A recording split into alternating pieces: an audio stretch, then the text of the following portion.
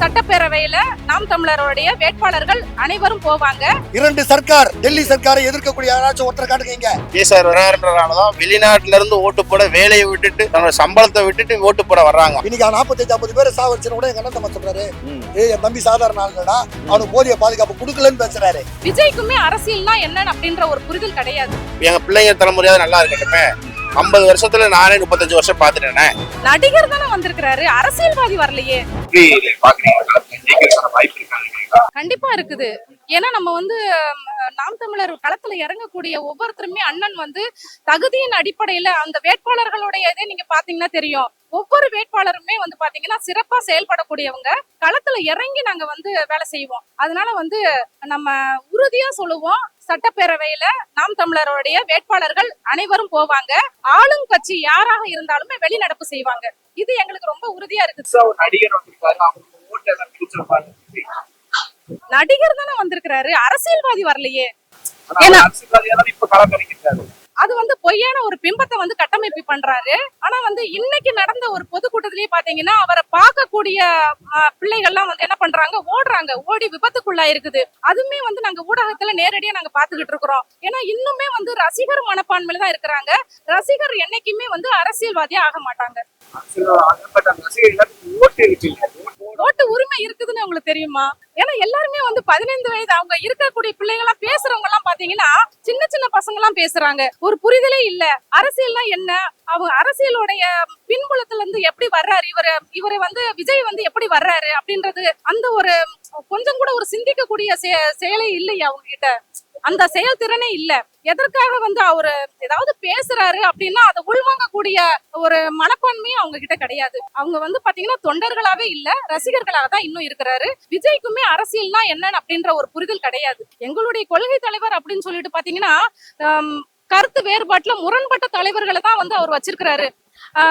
அரசியலமைப்பு சட்டத்தை நிறுவியவர் அம்பேத்கர். அதை தீயிட்டு கொளுத்த சொன்னவர் பெரியார் ஈவேரா. அப்ப 2 பேருமே எங்களுடைய கொள்கை தலைவர் அப்படின்னு சொல்றாரு. இதுலயே கருத்து முரண்பாடு இருக்குது. அப்ப இந்த முரண்பாடான தலைவர்களை வச்சுக்கிட்டு தான் இவங்க என்ன பண்றாங்க, இந்த அரசியலை நகர்த்திட்டு வர்றாங்க. எதுக்காக அப்படின்னு பாத்தீங்கன்னா இவங்க எல்லார்கிட்டயுமே ஓட்டு கிடைக்கணும் அப்படின்ற ஒரு மனப்பான்மை தான் பார்க்க முடியுது. அதுல இருந்து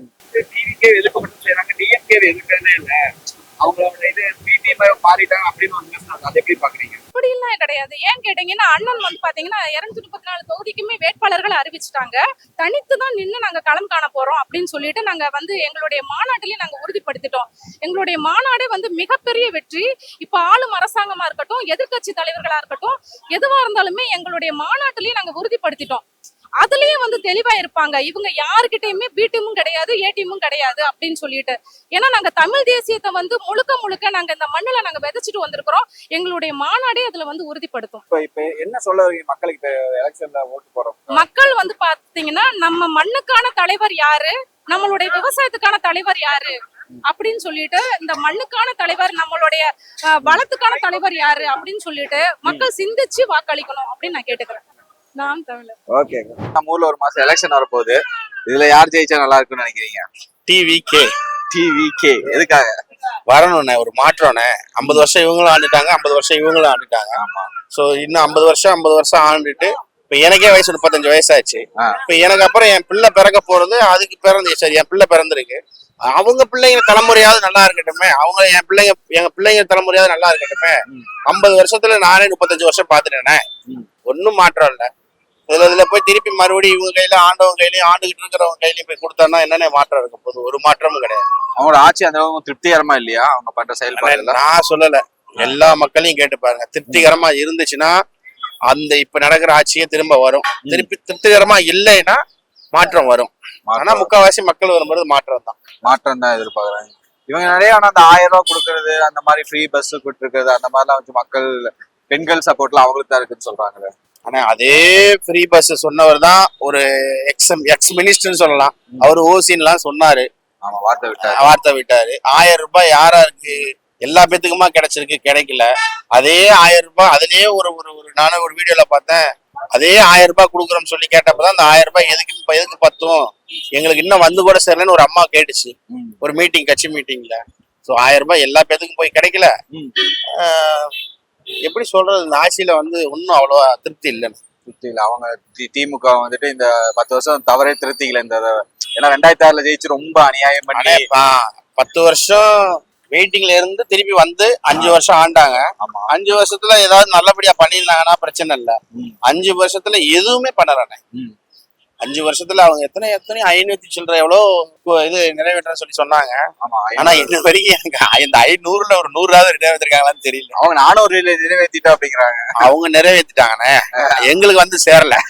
அவங்களா நிறைவேற்றிக்கிட்டாங்க, மக்களுக்கு வந்து சேரல. மக்களுக்கு தான் வந்து சேரல. பட் அவங்க சொல்ற வெறும் வாய்மொழியால மட்டும் சொல்ற மாதிரி தான் இருக்கு. ஆமாண்ணே, வாய்மொழியா திருப்பி சர்டிபிகேட்லாம் வச்செல்லாம் சொல்லுவாங்க. அதெல்லாம் என்ன பாருங்க, வரும் பாருங்க, ஒவ்வொருத்தரா சொல்லுவாங்க. ஆனா இப்ப விஜய் வந்துட்டு சொல்றாங்க, நிறைய பேர் விஜய் மேல விமர்சனம் வைக்கிறாங்க. அவருக்கு வந்து போதிய இது இல்ல, அவரை வெளியவே வர மாட்டேங்கிறாரு, வீட்டுக்குள்ளேயே இருக்காரு, மக்கள் பிரச்சனையை பேச மாட்டேங்கிறாரு அப்படிங்கிற விமர்சனம்லாம் வைக்கிறாங்க. அதை எப்படி பாக்குறீங்க? ஆனா வீட்டுக்குள்ள விட்டு வெளியே வந்து இவ்வளவு தூரம் பேசுறதுனால மட்டும்தானே இன்னைக்கு ஒரு 18 வயசு பையனுக்கு கூட அரசியல்னா என்னன்னு தெரியுது. அவரு இந்த தடவை அரசியலுக்கு வரல அப்படின்னா என்றும் போல் பழைய ஆள் மாதிரி ஒரு 18 வயசுக்கு அரசியல் தெரியாது. ஏன் இப்ப விஜய் சார் வந்து அவர் தலைவர் வந்து வர்றாருன்றதுனாலதான் வெளிநாட்டுல இருந்து ஓட்டு போட, வேலையை விட்டுட்டு தன்னோட சம்பளத்தை விட்டுட்டு ஓட்டு போட வர்றாங்க. அவங்க சொந்த காசு செலவு பண்ணி ஃபிளைட் ஏறி டிக்கெட் செலவு பண்ணி விசாலாம் ஒர்க் பர்மிட்லாம் க்ளோஸ் பண்ணி ஸ்டாப் பண்ணி வச்சுட்டு வராங்க.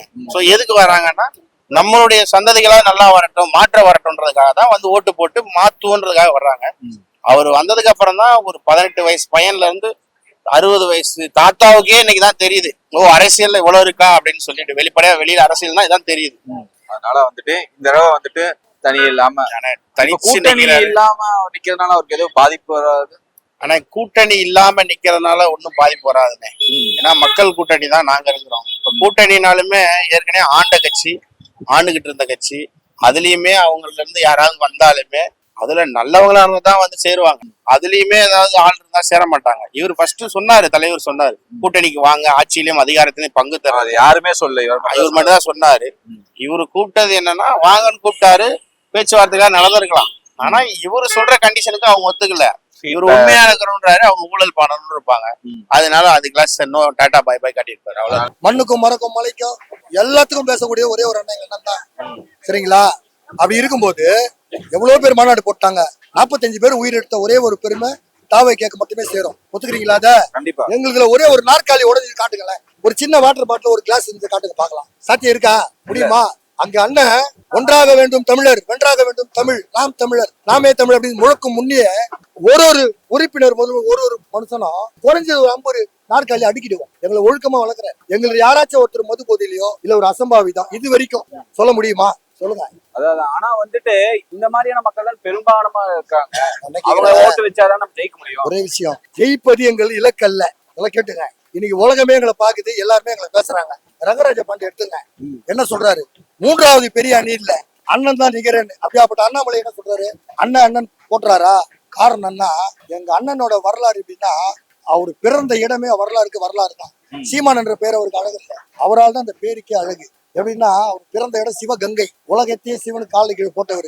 கங்கா யமுனா காவேரி இன்னைக்கும் பெண்கள் பேர் தான் சொல்லியிருப்பாங்க நதிக்கு. எந்த நேரத்துல அகத்தியர் காவிரி கமண்டலத்தை அடிச்சு வச்சுட்டாரோ காக்கா வந்துதான் தட்டி விடுது. அதுக்கு எங்க அண்ணன் தான் விமர்சனம் தரணும். பிறந்த இடம் இளையான், என்றுமே இளமை தான் இளையான் குடி, அளவில் அடங்கான் அளவிடங்கான். எங்க அண்ணன் வரலாறுக்கே வரலாறு. பிறந்த இடம் சிவகங்கை, அதற்குள் இளையாங்குடி, அதற்குள் இருப்பது அளவிடங்கான். அப்பா பேர் செந்தமிழன், செந்தமிழ் பைந்தமிழ் முத்தமிழ். எப்படி?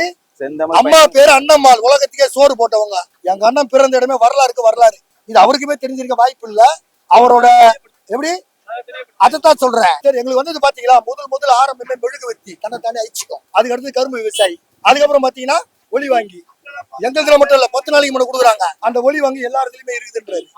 கடைசியா நல்லா கேட்டுங்க, சாப்ட்வேர் கம்பெனிக்கு சாப்பிட்டு தானே போனோம், பசிக்கல.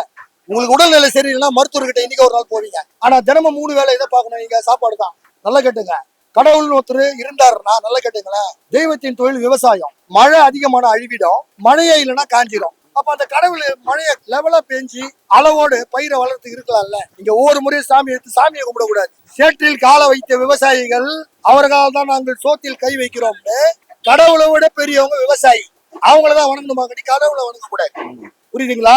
சாப்ட்வேர் கம்பெனிக்கு சாப்பிட்டு தான் போனோம். எங்களுடைய அரசியல் எப்படின்னு பாத்தீங்கன்னா, மக்களோட வாக்க வாங்கி சம்பாதிக்கல, சாதிக்கிறதுக்கு தான். இன்னைக்கு ஒரு தண்ணி கேன் குடிக்கணும் கூட ஆளுக்கு 10 ரூபா தான் போட்டு குடிக்கணும். ஏன்னா வந்து பாருங்க, மக்களை வச்சு பிழைக்க இல்ல. ஒரே விஷயம் சொல்றேன், ஊழல் அப்படின்றது என்ன தெரியும்? அதிகாரம் ஊழலின் அஸ்திவாரம், முழுமையான அதிகாரம் அந்த ஊழலின் மாட மாளிகை.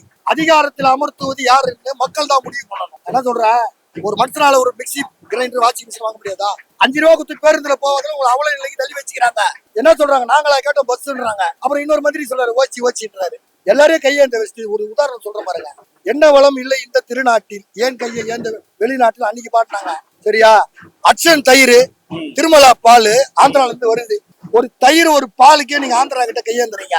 உலகிலேயே வெயில் பனி மித வெயில் உள்ள சீதோஷ்ணம் இங்கதான். வள்ளுவரோட மறு உருவமே எங்க அண்ணன் தான். நல்லா புரிஞ்சுக்குங்க. உங்களுக்காக தான் பேசிட்டு இருக்கிறோம். சொல்றது புரியுதா? இன்னைக்கு 45-50 பேரை சாவடிச்சுன்னு கூட எங்க அண்ணன் தம்மா சொல்றாரு, என் தம்பி சாதாரண ஆளுடா, அவனுக்கு போதிய பாதுகாப்பு கொடுக்கலன்னு பேசுறாரு. எங்களுக்கு எதிரின்னு நாங்க இன்னும் இலக்கை நிர்ணயிக்கல.